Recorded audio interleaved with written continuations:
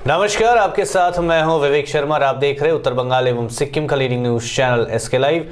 आज के दिनों के समाचार के प्रस्तुत करता है SGMG Automobiles, a multi-brand service center, one-stop solution for all car-related issues. यहाँ लेटेस्ट टेक्नोलॉजी के साथ सभी ब्रांड की गाड़ियों की सर्विसिंग होती है। टीना का घर बनाने का टोटल समाधान, बाजार भाव से हमारे यहाँ किफायती दाम। International Furniture, unbeatable price. Visit a Royal Oak store today. आज उत्तर बंगाल SBI जोनल ऑफिस में जितने भी बैंक कर्मचारी है उन लोगों ने अवरोध करना शुरू कर दिया है। जानकारी के अनुसार 20 शिफ्ट के स्टाफों को निकालने को लेकर यह विरोध प्रदर्शन देखने को मिल रहा है और आज संपूर्ण पश्चिम बंगाल के SBI बैंकों में यह विरोध चल रही है। बैंक कर्मियों ने एसके लाइव से बातचीत में कहा कि जब तक LHO से कोई समाधान नहीं निकलता तब तक यह धारावाहिक रूप से विरोध चलते रहेगा। SBI ATM থেকে যে 1000 কর্মী ছাঁটাই করার যে নোটিশ দিয়েছে, আমরা এটাকে অগণতান্ত্রিক, অমানবিক, আমরা এটা মানি না। সমস্ত যুক্ত মঞ্চ, সমস্ত ইউনিয়নের যুক্ত মঞ্চ আজকে এই আন্দোলনে শামিল। কলকাতা এলওইচিতে পুরোটা একদম ধর্মঘট পুরোটা চলছে, এখানেও চলছে। আমরা যতক্ষণ পর্যন্ত না আমাদের এই শিফট বাতিল করছে, সমস্ত কর্মে কাজে বহাল করছে, ততক্ষণ পর্যন্ত আমাদের এই আন্দোলন চলবে। আমরা অলরেডি ম্যানেজমেন্টের সাথে কথা বলেছি এবং তারা মেল পাঠিয়েছে। এই মেলের জবাব আমরা শুনবো যে এই শিফট হাটিয়ে দেওয়া হলো, সবাই কাজ থাকবে, বহাল থাকবে। যতদিন পর্যন্ত না থাকছে আমাদের এই আন্দোলন চলবে এবং আমার ম্যানেজমেন্টকে হুঁশিয়ারি দিতে চাই যে আমরা যত তাড়াতাড়ি পারবে তত তাড়াতাড়ি আমাদের সমস্যার সমাধান করবে, যদি না পারে আরও বৃহত্তর আন্দোলন চলবে। আজকে আমরা এসেছি, আগামী দিনে আমাদের পরিবার, ছেলে মেয়ে, বাবা মা পুরোটা নিয়ে আমরা রাস্তায় যাব। আমরা এই হেড অফিস দিনের পর দিন আমরা विधाननगर में हुई एक भयावह सड़क दुर्घटना में 3 लोगों की मौत, 4 लोग गंभीर रूप से घायल। फांसीदेवा ब्लॉक के विधाननगर बस स्टैंड से कुछ दूर पाइन फार्म सर्विस स्टेशन के विपरीत 31 नंबर राष्ट्रीय राजमार्ग पर सोमवार तड़के एक सड़क दुर्घटना में 3 लोगों की मौत हो गई है, 4 लोग गंभीर रूप से घायल हुए हैं।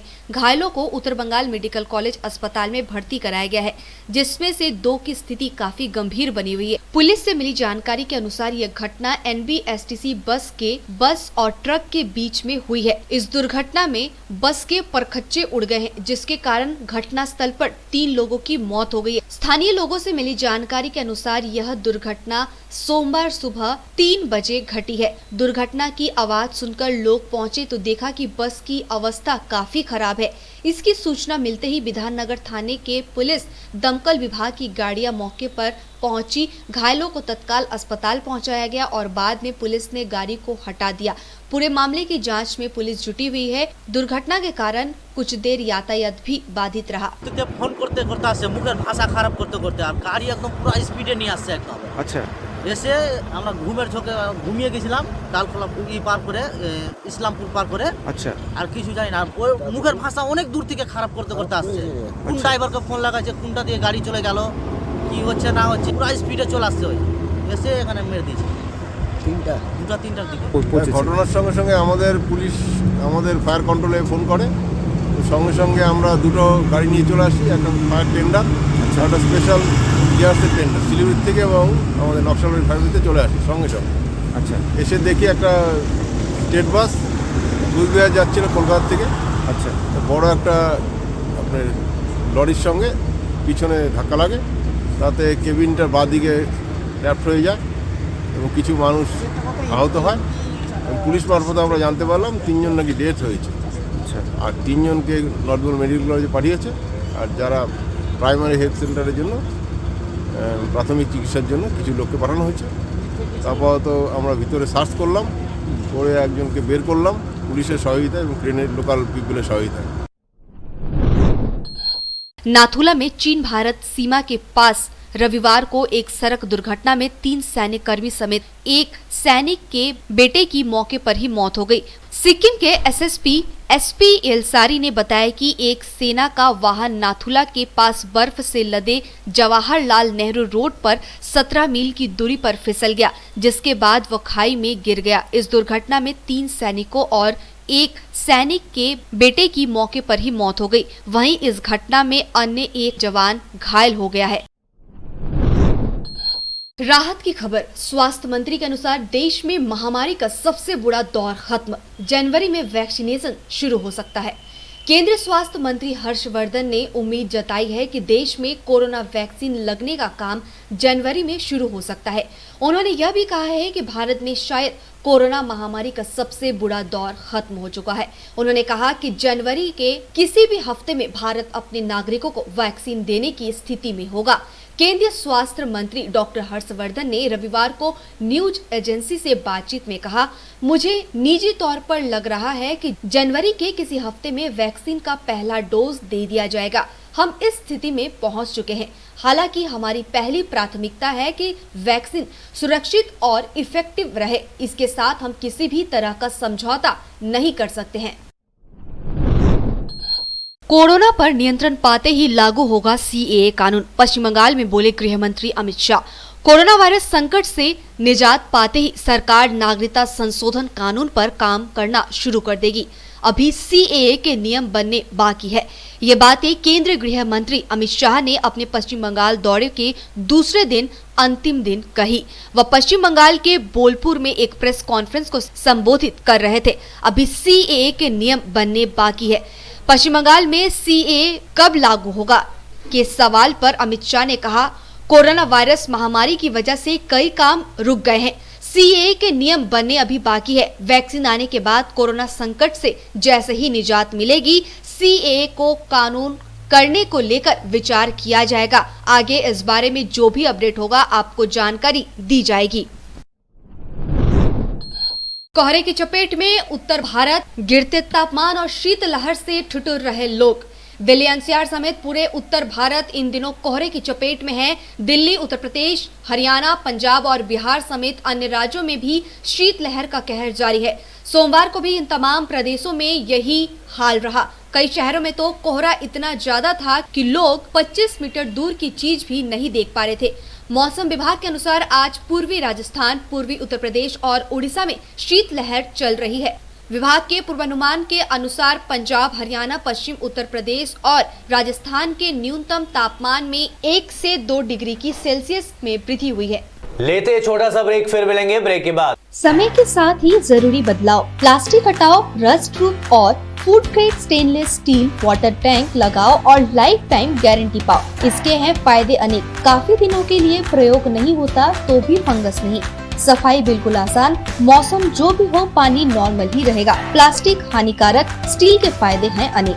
Contact number 9832378631। टीना का घर बनाने का टोटल समाधान। बाजार भाव से हमारे यहाँ किफायती दाम। घर, दुकान, मकान, गोदाम बनाने के लिए टीना, प्रोफाइल सीट, रंगीन टीना, पाइप आदि सामान की नई दुकान टीना लगाने के लिए मिस्त्री भी हमारे यहाँ है उपलब्ध। महावीर स्टील, 3rd माइल, वेगा मॉल के सामने, चौधरी कंपाउंड। Contact number 9709970981। खुट्टा सुनिनु भएको छ। मलाई चाहिँ कोल्ड कफहरू थियो र मलाई यहाँको दबाईले सुट गर्यो। म एकदमै जाती हुँदैछ। तपाईको थाइरोइड कस्तो भयो? एकदमै राम्रो भयो। मेरो चाहिँ यो ब्याक पेन हुन्थ्यो पुरा, यो साइड पेन हुन्थ्यो कि यो ब्याकमा निकै सन्चो भएको थियो। अहिले चाहिँ धेरै सन्चो छ। यो खुट्टा घुँडाहरू, खुट्टा दुख्ने, हातहरू दुख्ने त्यो अहिले धेरै कम्ती भयो। तपाईलाई ब्याक पेनहरू सन्चो भयो अहिले? हाम्रो ठेगाना छ centre point building, 1st floor, HD Lama road, opposite to grand plaza shopping complex, Janata lodge, Darjeeling. सम्पर्क नम्बर छ 9641995791 अनि 7001155412।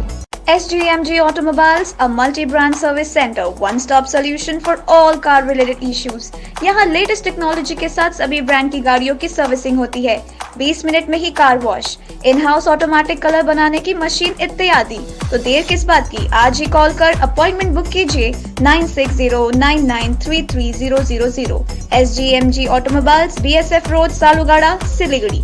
50 से 70% कम कीमतों पर लाजवाब डिजाइन, ब्रांडेड फर्नीचर, गारंटी सहित मजबूती का वादा। मौका है यही, बना लो इरादा।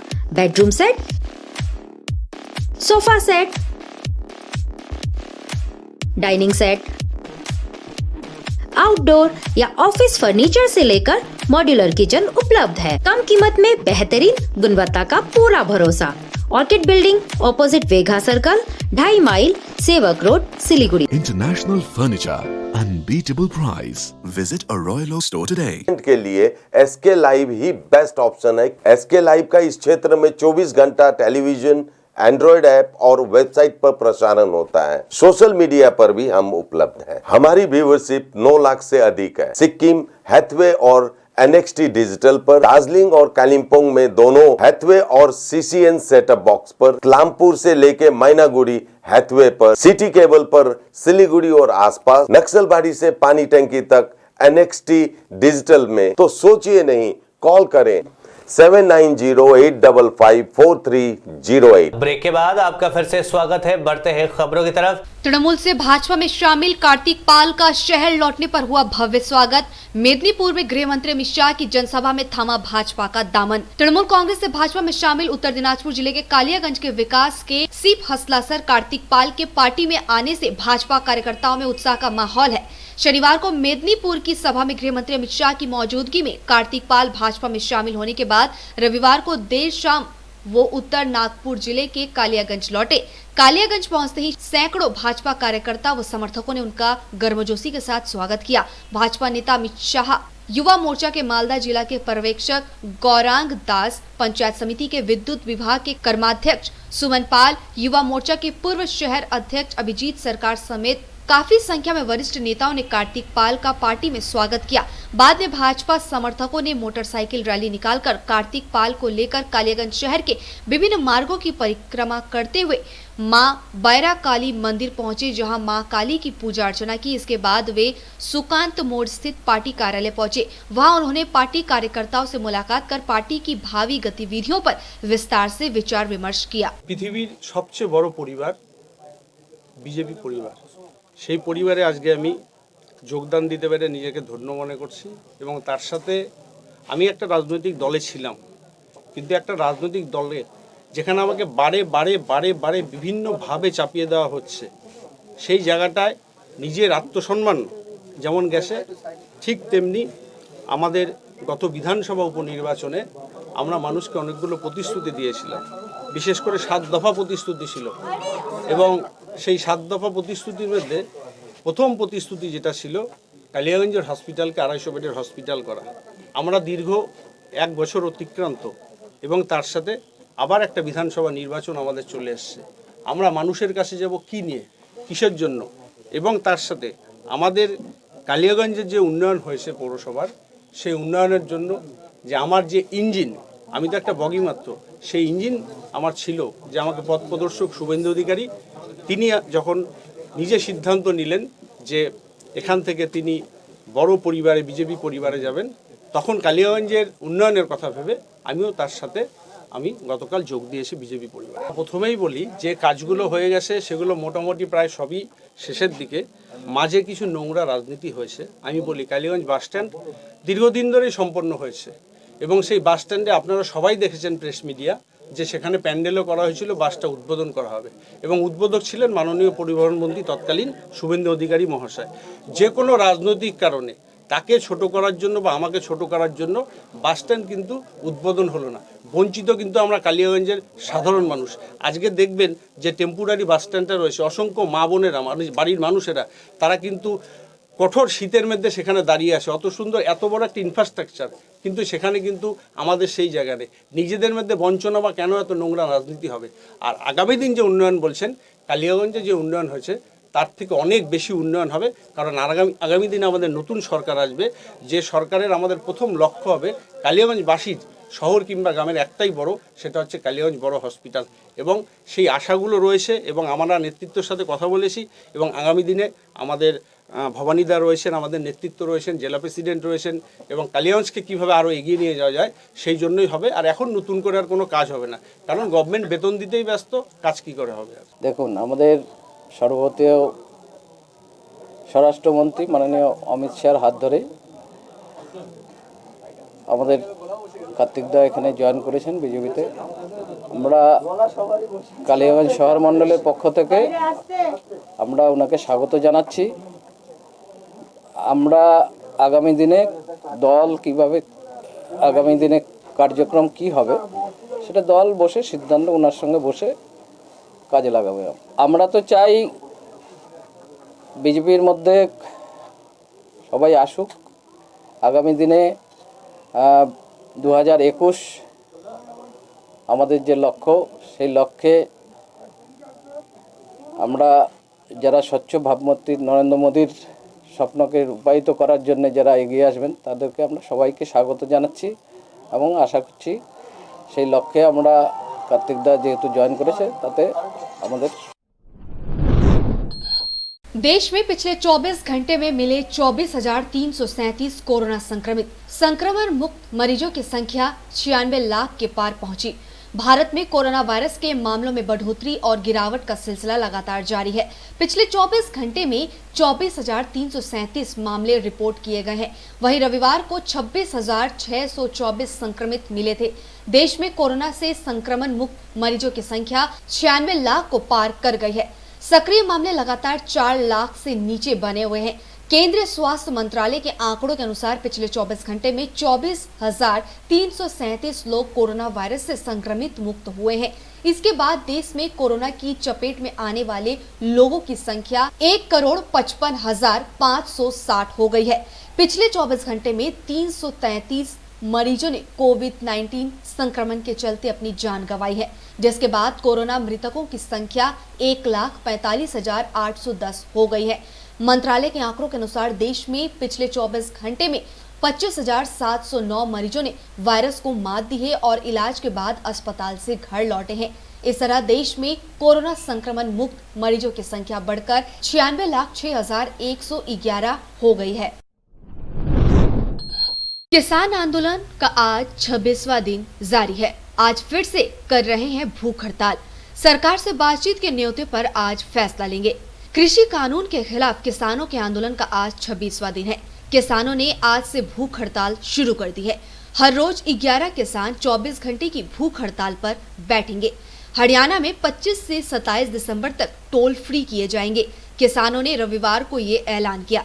इसके 5 घंटे बाद ही सरकार ने बातचीत के न्योते की चिट्ठी भेज दी। इसमें तारीख तय करने के लिए किसानों से ही कहा गया है। किसान आज इस पर फैसला लेंगे। केंद्रीय गृह मंत्री अमित शाह ने रविवार को बंगाल में कहा कि कृषि मंत्री नरेंद्र सिंह तोमर और किसानों के बीच 1-2 दिन में बैठक हो सकती है। दूसरी ओर किसान नेताओं ने रविवार को कुंडली बॉर्डर पर बैठक के बाद ऐलान किया कि प्रधानमंत्री नरेंद्र मोदी 27 दिसंबर को जितनी देर मन की बात करेंगे, किसान थाली ताली बजाएंगे। भारत जापान संवाद के छठे सम्मेलन को प्रधानमंत्री मोदी ने किया संबोधित। बोले, नीतियों के मूल में रखनी चाहिए मानवता। प्रधानमंत्री नरेंद्र मोदी ने सोमवार को वीडियो कॉन्फ्रेंसिंग के जरिए छठे भारत जापान संवाद सम्मेलन को संबोधित किया। अपने संबोधन की शुरुआत में प्रधानमंत्री ने कहा कि मैं भारत जापान संवाद को निरंतर समर्थन देने के लिए जापान सरकार का धन्यवाद करना चाहूंगा। उन्होंने एक पारंपरिक बौद्ध साहित्य के पुस्तकालय और शास्त्रों के निर्माण पर प्रस्ताव दिया। प्रधानमंत्री ने कहा कि यदि ऐसा पुस्तकालय भारत में बनता है तो यह हमारे लिए खुशी की बात होगी। उन्होंने कहा कि अतीत में मानवता ने अक्सर सहयोग के बजाय टकराव का रास्ता अपनाया। संवाद था, लेकिन वो एक दूसरे को नीचे खींचने के लिए था। आइए अब साथ मिलकर उठते हैं। प्रधानमंत्री ने कहा कि हमें अपनी नीतियों के मूल में मानवता को रखना चाहिए। 2020 खत्म होने को है। इस साल लोगों ने अच्छे से ज्यादा बुरे पलों का अनुभव किया है। लॉकडाउन के बाद सब कुछ धीरे धीरे न्यू नॉर्मल लाइफ में तब्दील हो रहा है। लोगों को अब धीरे धीरे इकट्ठे होकर एक साथ समय व्यतीत करने की तस्वीरें भी देखने को मिल रही है। इसी बीच ठंड का लुत्फ उठाते हुए लोग दूधिया में पिकनिक मनाते हुए भी नजर आए। देखिए दूधिया से हमारे संवाददाता देवाशीष मंडल की एक रिपोर्ट। दुनिया में अब तक सामने आए कोरोना के 7,71,69,359 मामले। एक तरफ दुनिया कोरोना वैक्सीन की राह देख रही है, लेकिन महामारी का खतरा अभी भी कम नहीं हो रहा है। ब्रिटेन में वैक्सीनेशन शुरू होने के बावजूद वायरस में म्यूटेशन, कोरोना वायरस की नई वेरिएंट की बात सामने आई है। यहाँ सरकार ने कड़े प्रतिबंध भी लागू कर दिए हैं। लंदन में लोगों को घर से निकलने की मनाही हो सकती है। 13 यूरोपीय देशों फ्रांस, जर्मनी, इटली, स्विट्जरलैंड, पुर्तगाल, Belgium, Australia, Bulgaria, Denmark, Finland, Romania, Croatia और नीदरलैंड ने यूके से आने वाली फ्लाइट्स पर प्रतिबंध लगा दिए हैं। वहीं कनाडा ने यूके से आने वाली फ्लाइट्स पर 72 घंटे का बैन लगाया है। उधर अमेरिकी संसद ने कोरोना राहत के लिए $900 बिलियन करीब 44 लाख करोड़ रुपए के कोरोना राहत फंड को मंजूरी दे दी है। दुनिया में कोरोना से 7,71,69,359 केस हो चुके हैं। अच्छी बात यह है कि 5,40,88,483 लोग ठीक हो चुके हैं। अब तक महामारी से 16,99,560 लोगों की मौत हो चुकी है। आज के लिए बस इतना ही और विस्तृत खबरों के लिए देखते रहिए एसके लाइव। आपका समय, आपकी खबर। धन्यवाद।